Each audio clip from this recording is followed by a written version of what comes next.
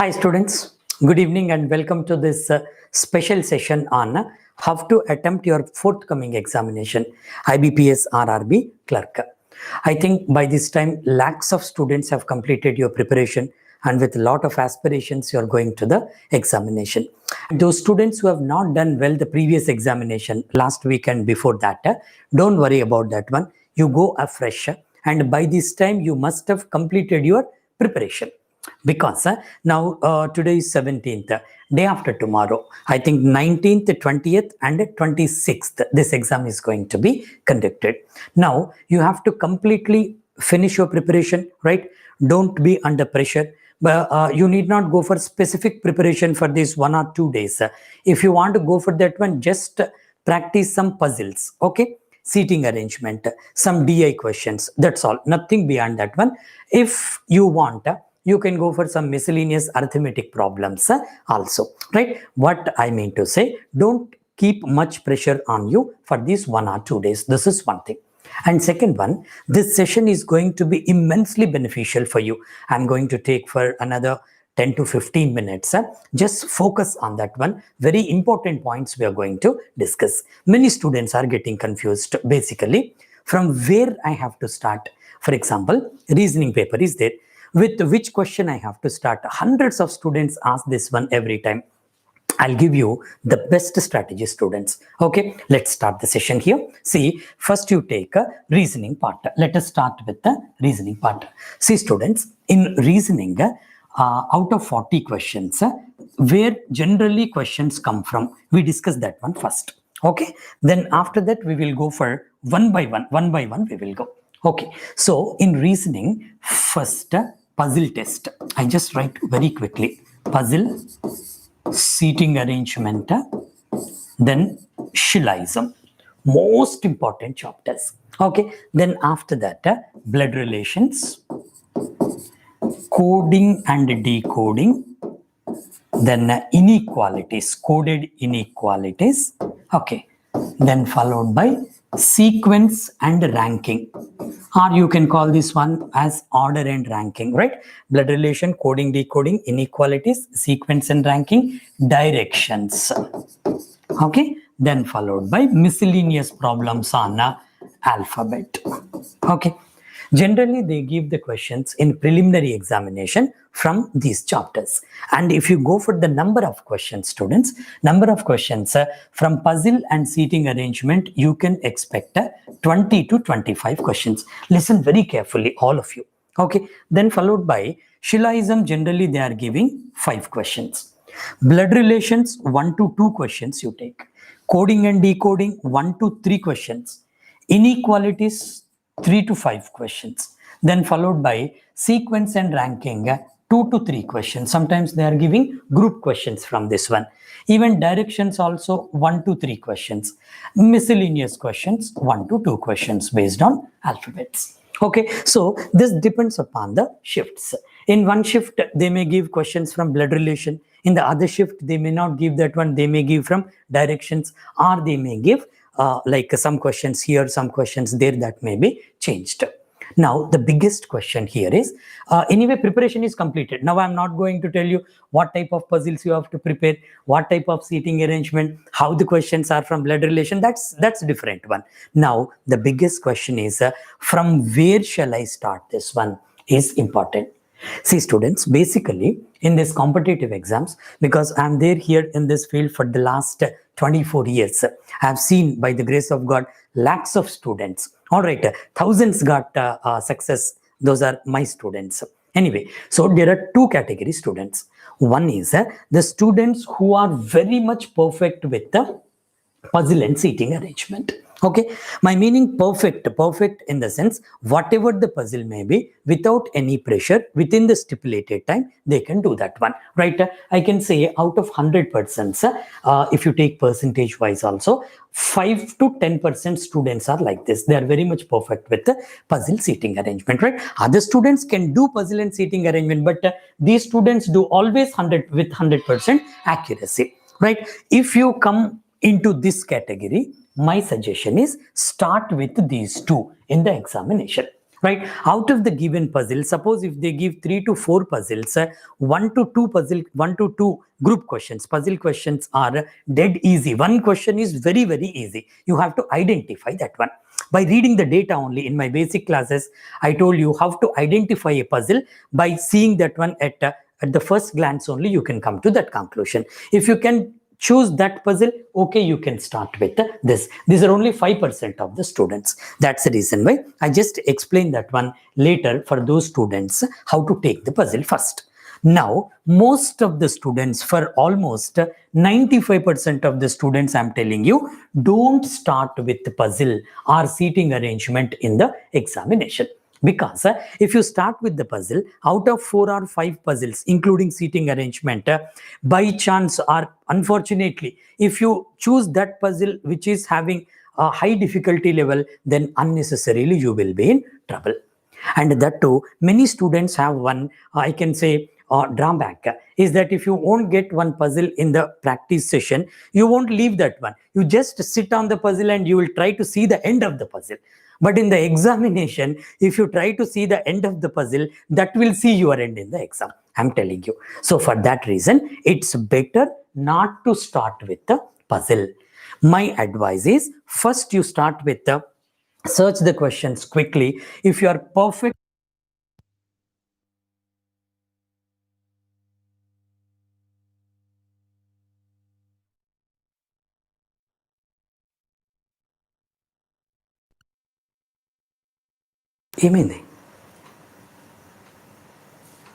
right? So 5 out of 5 questions can be correct from Shillism, because Shillism questions are that type of questions. If you understand the concept properly, easily you can solve that one. You can maintain more than 200% accuracy. I'm telling you. Nowadays in Shillism, they are giving questions based on only a few and only concept they are giving. I already explained you how to do that one. Even this time also, out of 5 questions, 2 to 3 questions you can expect from only a few, and only few are only concept. Be careful about that one, right?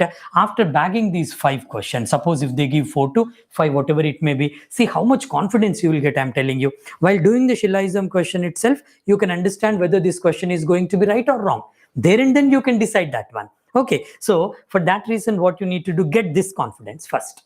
Then after that, you go for these small chapters, right? Blood relations, coding, decoding, inequalities, right? Blood relations, we have a method, that is drawing the family chart. If you convert the verbal data to a family chart, whatever the question may be, that will be right. I've given 3 rules for family chart. First, in the basic classes, I told you, I don't want to repeat this one. Go by the rules and draw the family chart, go with this blood relation. Okay, so here I'm repeating this one. First start with Shillism, followed by blood relation, then followed by coding, decoding, then inequalities. Also dead easy, this one, inequalities. Suppose if they give 3 questions or 5 questions, even 5 questions of inequalities also can be done in 2 minutes, not more than 2 minutes. So you just go for this one. Then after that, this. So what I mean to say, instead of these 2, instead of starting these 2, you just choose these chapters, because for one shift they may give questions from this one, other shift they may give this one. Anyway, students, just go with this one. Let us say out of 40 questions, 15 questions are from this one. 15 questions. Okay, so if you like do a little carefully with adequate practice, I'm telling you 15 out of 15 will be correct in the examination. There is no other way. I'm telling you 15 out of 15 can be correct. If you ask me 15, if they give 15 questions, you can do 16 out of 15 correct. I'm telling you, that much accuracy you can maintain. Got it? Then once you in the examination, under that pressure, if you do 15 out of 15 correct, if you sense that one, at least 12, 13 questions are correct, that confidence is different. I'm telling you that you can boost up your confidence. With that confidence, you go for this puzzle and seating arrangement. Suppose for these 15 questions, let us say you have taken 10 minutes time, for example. For this one, you have taken 10 minutes is maximum time. I'm telling you, that is maximum time for these 15 questions. So then you can go for this puzzle. You can finish this one with between 8 and 10. You can do very easily. Now, how to choose the puzzle? Here it is very, very important. Generally, they give many types of puzzles, like many parameters may be there even in preliminary examination also. Nowadays, surprisingly, they are giving very difficult puzzles, right? First, you read the puzzle properly. While reading the puzzle only, you have to assess that one. What is the difficulty level? How many parameters they have given? All right, so how many columns are required? After reading 4 to 5 sentences, you can easily analyze that and you can come to a conclusion about the difficulty level of the puzzle. If you feel the puzzle is high difficulty level puzzle, for example, if that is the case, my advice is don't attempt that one. Listen, students, carefully. If you feel that that puzzle is like a high difficulty level, don't attempt that one, because unnecessarily that is wastage of time.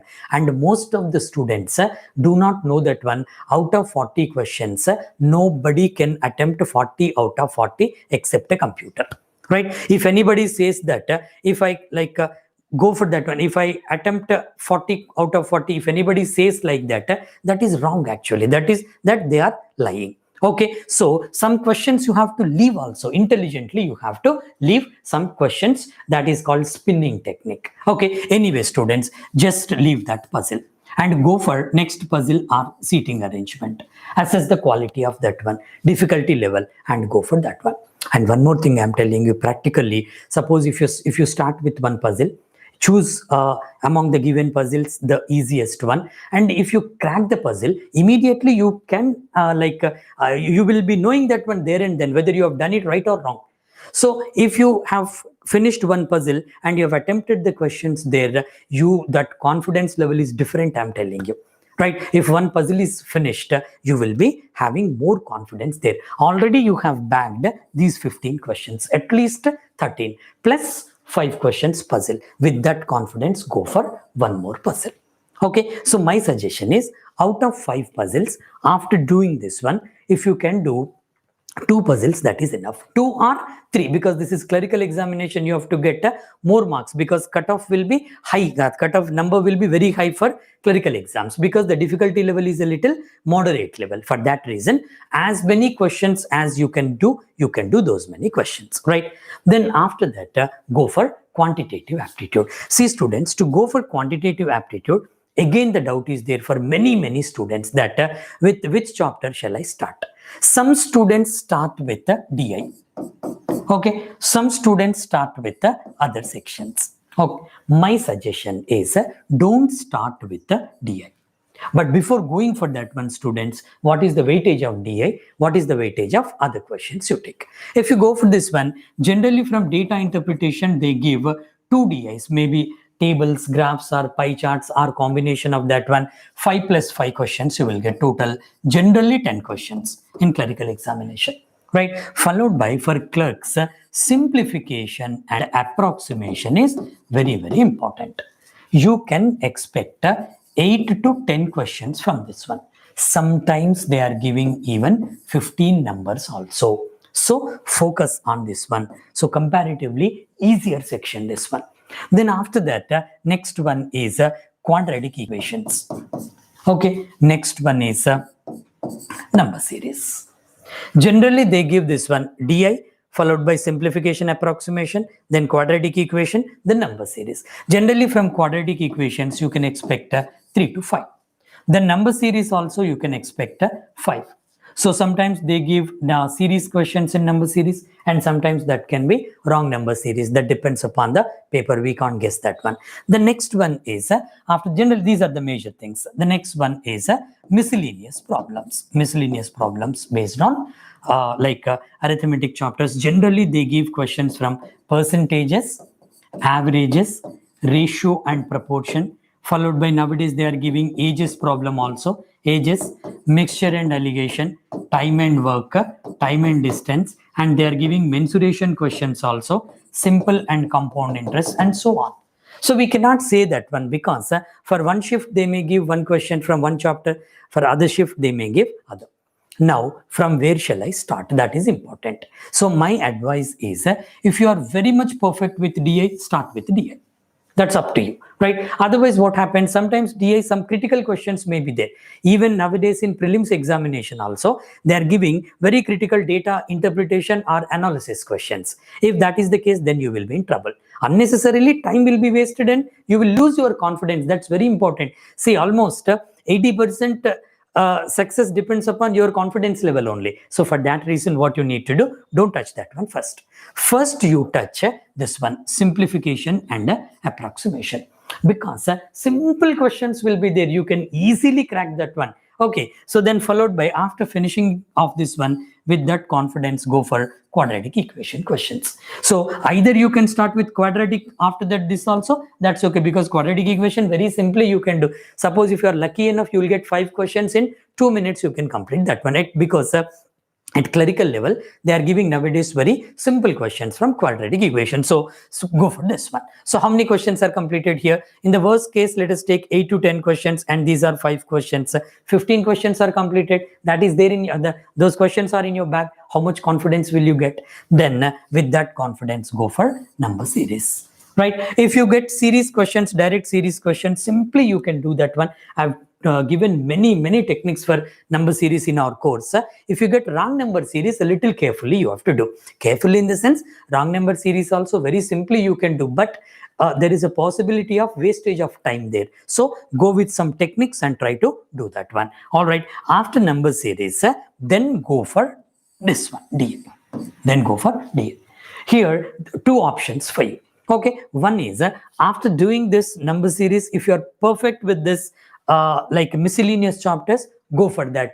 After doing some 4 or 5 questions, come back to DA, or else directly after this one, go to DA.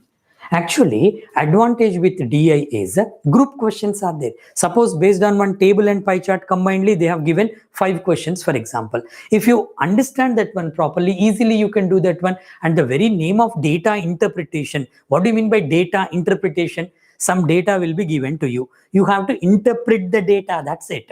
So there are 2 parts in this one. What is that? And first you have to analyze the given graph or table or combination and try to understand that one properly. And while doing DI questions also, in our classes I have told you, just I'll give you one tip here. Always make the problem into 2 parts, students. One is information part, other one is question part. So while reading the information only, your blueprint should come into your mind. How to do that one, right? First, read the information part properly. Based on that information, you need to go for the question. You can easily assess that one with your practice, whether the provided data are sufficient for me or not. Immediately you can assess that one. So information and the question part, do that one. And if you practice DI well, I'm telling you, 10 out of 10 you can score, 10 out of 10. In the worst case, you can do 8 to 9 out of 10. Remember this one. And other very important thing is that in the examination, don't be in a hurry. Many students have been observing from years, I'm telling you, always students are running for speed. Why do you go for speed? Speed is not required. If you do not get accuracy, speed is not at all, what do you call this one, useful for us. That is wastage. So what I would like to say is, speed is not required. It does not mean that one question you have to do in 5 minutes. First, you have to see that you have to maintain accuracy.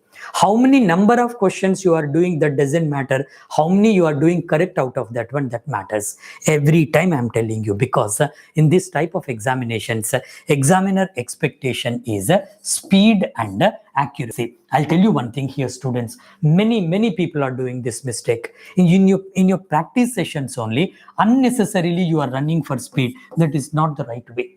First, you should get the accuracy. If you practice, or if you do 10 questions in your practice session, 10 out of 10 should be correct. I'm telling you. That is called accuracy. Pinpoint accuracy is required. It's not like your academic exams. In your academic exam, if one question carries 10 marks and if you do 60% or write 70% correct, you may get 50 to 60% of the marks for that one. But here, pinpoint accuracy, 99.9% accuracy also not accepted. You should get 100% accuracy. For that reason, always remember, in the examination, maintain accuracy. And another important thing is that in normalization process, how many questions you get correct is important for you, because in the normalization process, you may get bonus marks for that one. Suppose if you have attempted out of 40 questions, 30 questions you have attempted in one section, let us say reasoning. If you do 30 out of 30 correct, definitely you're going to get 33, 34, 35 marks also. That depends upon the normalization process for that particular year.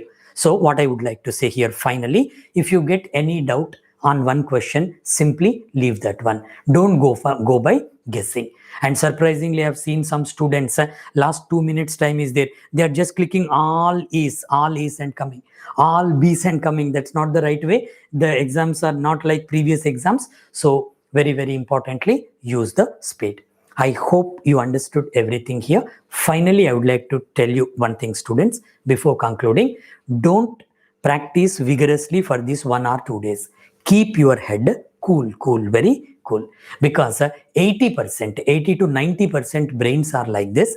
If you give some rest to that one before one activity, one important activity, your brain will be, what do you call this one, that will be recharged.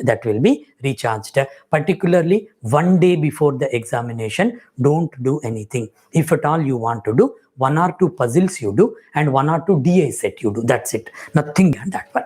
Whatever you want to complete, all the mock tests you complete, assess yourself in the mock test and try to do your best in the examination. In this type of examination, psychological factors are important. So if you are under pressure, you can't do anything. Keep your mind very cool. And one question finally, students say that, sir, what if I won't get this job? I'm under pressure. I have to get this job. I am afraid that what if I won't get this job? What happens if you won't get the job? Nothing is going to happen. For you, nothing is going to happen. For bank, nothing is going to happen. So you need to try for the other one. So what I would like to say, you just treat this examination as a practice exam for you, a mock test for you. That's it. Keep up the deepest mental poise and go for the exam. I wish you all the best, students, and I'm going to give some motivational class also before 1 day before the examination. On 18th also, I'll take a small session for you. I'll give you some tips how to behave in the examination hall, how to keep yourself cool and other things. To what extent I know, I'm going to transfer that one to you. Thank you very much, students. Good chess.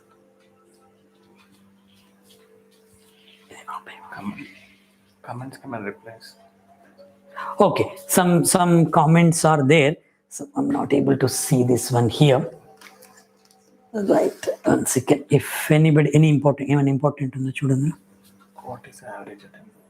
What is the average attempts you are asking for? Okay, so average attempt, see students, average attempt are good attempts. Generally, we can't tell that one before seeing the examination, but my suggestion is that out of 40 questions, you try to do up to 30, above 30 is okay, because this is clerical examination, so that should be above like 28 to, you can go up to 30, 35 also you can do.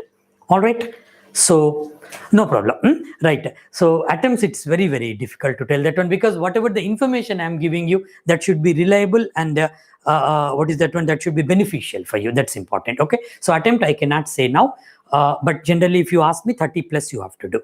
And is there any other very important comment? Right, that's it. Okay, if anything is there, if you want to get any clarification, you please do one thing, just write a mail to chakravarthysir@gmail.com. We are here. I'll definitely help you. In the previous sessions also, I told our students many times, even I'm having one target. So that is, so far I have counted roughly, so far more than 13,000 of my students are working in various government jobs. I kept a target also for myself to make it around 50,000 in the coming 5 to 6 years. Once I get that 50,000, I'll be happy, and probably I'll take my retirement from the teaching, because almost for the last 24 years I'm here, and I taught almost in many states in India. And even some students last time asked, sir, how many languages can you speak? I can speak Telugu, Hindi, English. Apart from that, Telugu is my mother tongue. Apart from that, I can speak 3 regional languages also: Kannada, Kannada, Malayalam, and Tamil.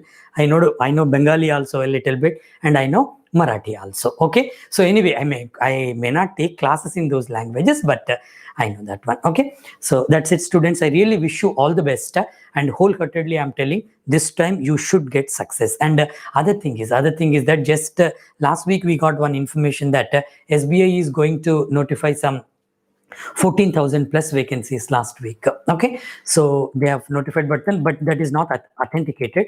I'm working out on that one. If I get the information, as soon as I get that one, immediately I'll transfer that one to you. I'll give that information to you. Anyway, students, don't be under pressure in the examination, and attempt the questions how I told you here. If you are perfect with puzzle and seating arrangement, of course you can start with that one, because out of 5, if you can do 4 questions from that one, 4 into 5, 20 marks will be there in your bag. After that, getting 15 questions is not at all a big issue, but above 30, 35, 33, you can do in that way. Okay, right. Thank you very much, students. I'll meet you in the next session. Thank you very much. Close.